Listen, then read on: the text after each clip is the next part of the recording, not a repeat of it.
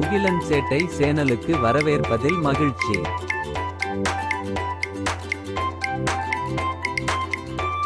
ஆடும் ஓநாயும் நீதிக்கதை.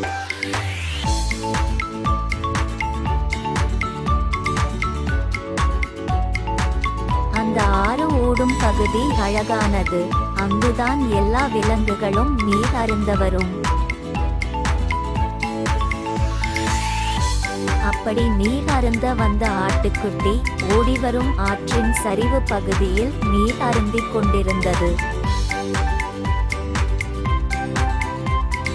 மேல் பகுதியில் நீர் குடிக்க வந்தது ஒரு ஓநாய். ஆட்டுக்குட்டி ஓநாயை பார்க்கவில்லை.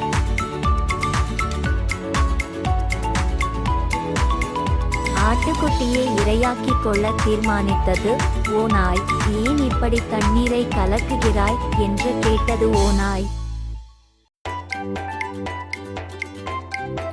அப்போதுதான் ஓநாயை பார்த்த ஆட்டுக்குட்டி பயத்துடன் தண்ணீர் குடிப்பதை நிறுத்தியது.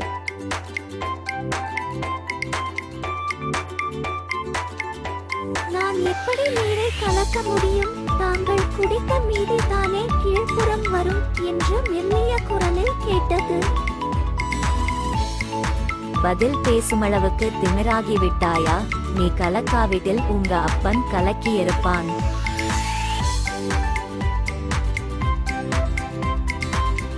உங்கப்பன் கலக்காவிட்டால் உன் பாட்டன் கலக்கியிருப்பான். உங்களை எல்லாம் சும்மா விடக்கூடாது.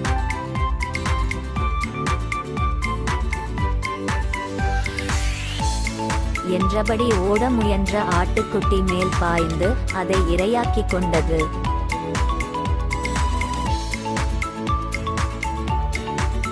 துஷ்டர்களிடம் நியாயம் எடுபடாது. மௌனமாக ஒதுங்கிச் செல்வதே நன்மை தரும்.